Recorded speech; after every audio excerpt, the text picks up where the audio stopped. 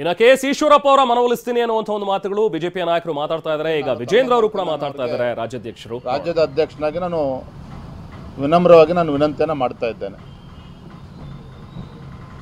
ರಾಜ್ಯಾಧ್ಯಕ್ಷರಾದ ನಂತರ ನಡೀತಾ ಇರುವ ಮೊದಲ ಚುನಾವಣೆ ಇದು ಒಂದು ತಮಗೂ ಅಗ್ನಿ ಪರೀಕ್ಷೆ.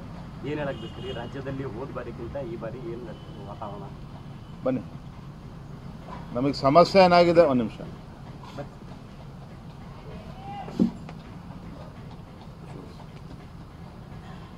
ಕರ್ನಾಟಕ ರಾಜ್ಯದಲ್ಲಿ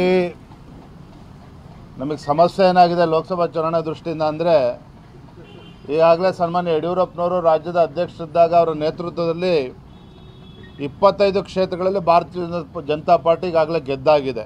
ಹಿಂದಿನ ಲೋಕಸಭಾ ಚುನಾವಣೆಯಲ್ಲಿ 25+1 ಮಂಡ್ಯ ಲೋಕಸಭಾ ಕ್ಷೇತ್ರನೂ ಸೇರಿದರೆ 26 ಗೆದ್ದಿದ್ದೇವೆ. ಒಂದು JDS, ಒಂದು ಕಾಂಗ್ರೆಸ್ ಗೆದ್ದಿರ್ತಕ್ಕಂಥದ್ದು.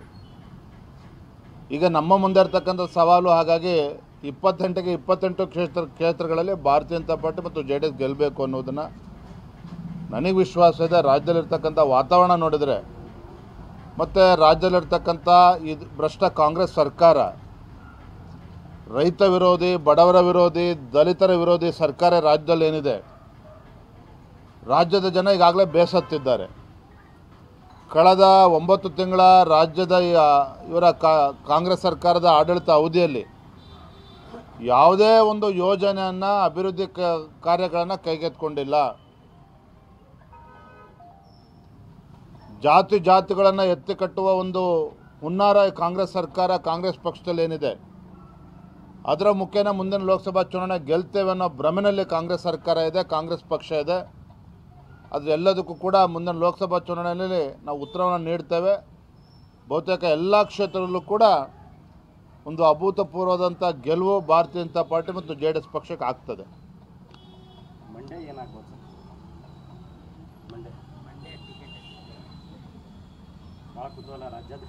ನಿಮಗಿರ್ತಕ್ಕಂಥ ಕುತೂಹಲ ನಮಗೂ ಕೂಡ ಇದೆ. ಯಾರು ಅಭ್ಯರ್ಥಿ ಆಗ್ತಾರೆ ಅಂತೇಳಿ ಒಂದು 2 ದಿನದಲ್ಲಿ ಗೊತ್ತಾಗುತ್ತೆ.